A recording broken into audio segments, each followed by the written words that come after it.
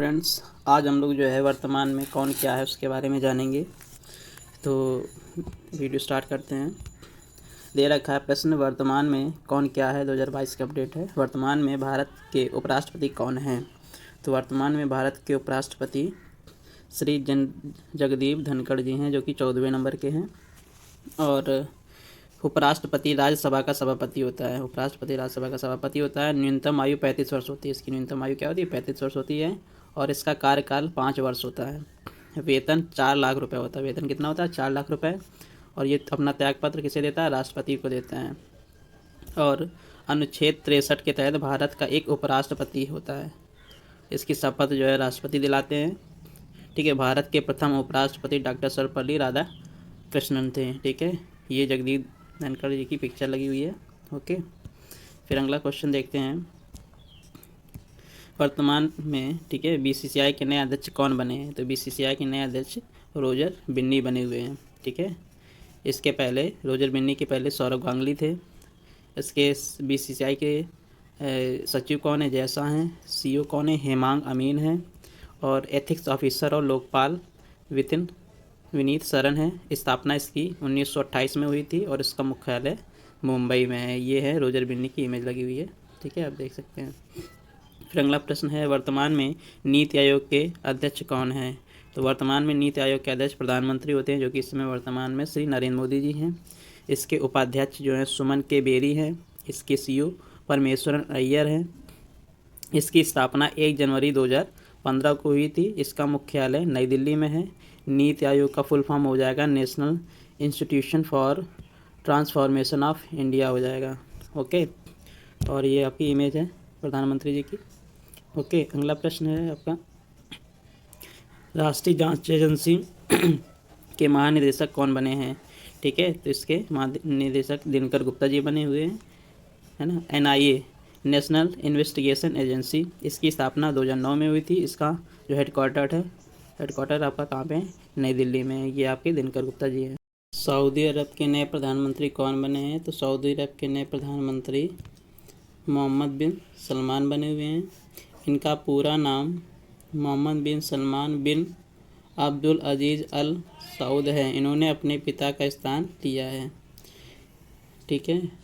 और सऊदी अरब की राजधानी क्या है? रियाद है। यहाँ पे मुद्रा कौन सी चलती है? सऊदी रियाल चलती है। ठीक है। ये सऊदी अरब के प्रधानमंत्री की इमेज है मोहम्मद बिन सलमान की। ठीक है। अगला प्रश्न देखते हैं, अखिल भारतीय आयुर्विज्ञान संस्थान एम्स नई दिल्ली के नए निदेशक कौन बने हैं? तो डॉक्टर एम श्रीनिवास। ये डॉक्टर एम श्रीनिवास की इमेज है। इन्होंने डॉक्टर रणदीप गुलेरिया के स्थान लिया है। इसके पहले कौन थे? रणदीप गुलेरिया जी थे। एम्स का full form all India institute of medical science. इसकी स्थापना कब हुई थी? 1956 में हुई थी, 1956 में। इसका मुख्यालय भी कहाँ पे है? दिल्ली में है। फिर अगला प्रश्न दे रखा है, खादी और ग्राम उद्योग आयोग के नए अध्यक्ष कौन बने हैं? इसके नए अध्यक्ष मनोज कुमार जी बने हुए हैं।